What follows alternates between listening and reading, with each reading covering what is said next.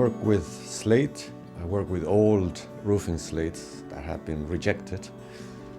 And I turn these into functional pieces, can be clocks, mirrors, picture frames, and also decorative pieces like paintings or garden features.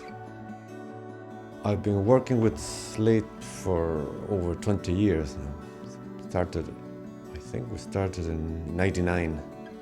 It's really nice to work here in this old building, very close to Charleville Castle and very close to the Charleville Forest.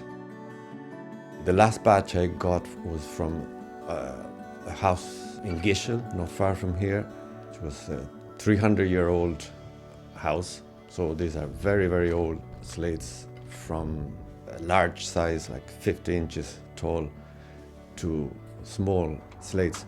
So I start from scratch. If I have to make a mirror, the first step is I work outside.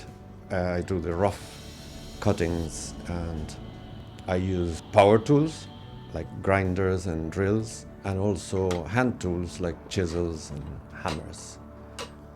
So I do the cutting outside, all the rough work, and then I bring the slate inside for the finishing touches.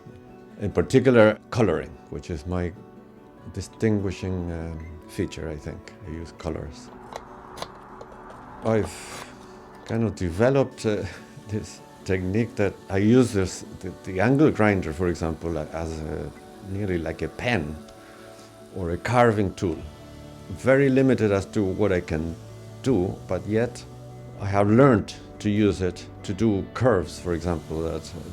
If you read the instructions of an angle grinder, they tell you, don't cut curves. Well, I do. I have learned how to do it. I find the hardest part is to apply color, especially if the design is intricate, because I don't use a brush. Sometimes I do use brushes, but the way it's applied is rubbed.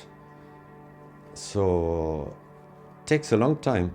You need a lot of patience to finish, especially a large piece that is full of color. I can never do it at one go. I have to leave it and then come back to it, and then leave it and come back to it until I'm happy with the final result. I use artist oil paints, which come in a solid form. They are metallic paints, and bright colors. Sometimes I use a brush, but they're mostly rubbed onto the slate. One advantage of using this technique is that the texture of the slate comes through. So that's a distinguishing feature of what I do. I'd say the most popular item that I have made in all these years are the pendulum clocks.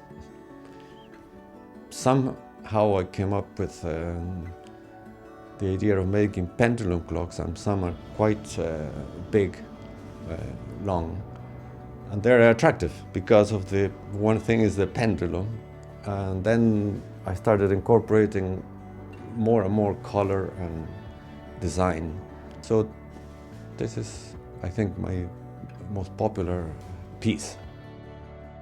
I get satisfaction from physical work, because part of it is physical, outside. And you need patience and perseverance. So when you get to the end of it, it takes about a week, sometimes 2 weeks, to finish a piece. And I never know whether it's going to work or not. So at the end of this long period, when it does work, I get a lot of satisfaction. In a world where almost everything is mass-produced, I think it's very refreshing to find handcrafted, unique pieces. When you see somebody who is fully dedicated to and passionately dedicated to a craft, it's very satisfactory. And if you acquire one of these pieces, they give long time satisfaction as well. I'm always observing and recording in my mind or in notes or photographs. Wherever I go, it could be nature, or the streets of a city, traveling, or a book, or the internet. Anything that's an image that I find beautiful or interesting, I try to record it. And I think this kind of informs the designs that I come up with.